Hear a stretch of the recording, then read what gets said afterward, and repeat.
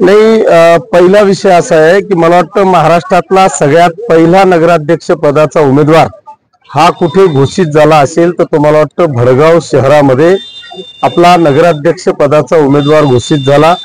त्या उमेदवार आहेत आपल्या रेखाताई मालचे आणि त्यांच्या बरोबरच मला वाटतं 24च्या 24 नगरसेवक पदाच्या उमेदवारांचा प्रचार मागच्या 15 दिवसापासून या भडगाव शहरामध्ये अतिशय जल्लोषामध्ये उत्साहामध्ये चालू आहे।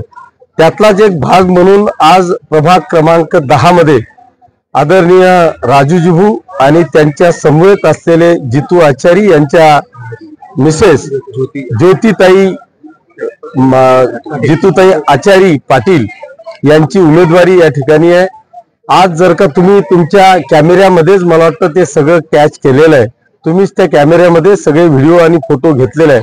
मला वाटतं समोरच्यांची नगराध्यक्ष पदाच्या फॉर्म भरायची जेवढी रॅली होती तेवढी रॅली मला वाटतं आज प्रभाग क्रमांक 10च्या प्रचार फेरीची रॅली होती। त्याच्यामुळे आपणच लक्षात येत असेल की खऱ्या अर्थाने उत्साह कोणाच्या मागे आहे, आम्ही कशाच्या भरोशावर या भडगाव शहरामध्ये मत मागतोय, हा जो तुमचा प्रश्न आहे तो सगळ्यात महत्त्वाचा प्रश्न असा आहे। त्याचं उत्तर असं आहे की आम्ही फक्त आणि फक्त विकासाच्या भरोशावर या भडगाव शहरातल्या जनतेच्या समोर जातोय आणि मला खात्री आहे की हे भडगाव शहर जंतर मंतरच्या मागे न जाणारं हे शहर आहे, हे विकासाच्या पाठीमागे भक्कमपणे उभं राहणारं शहर आहे।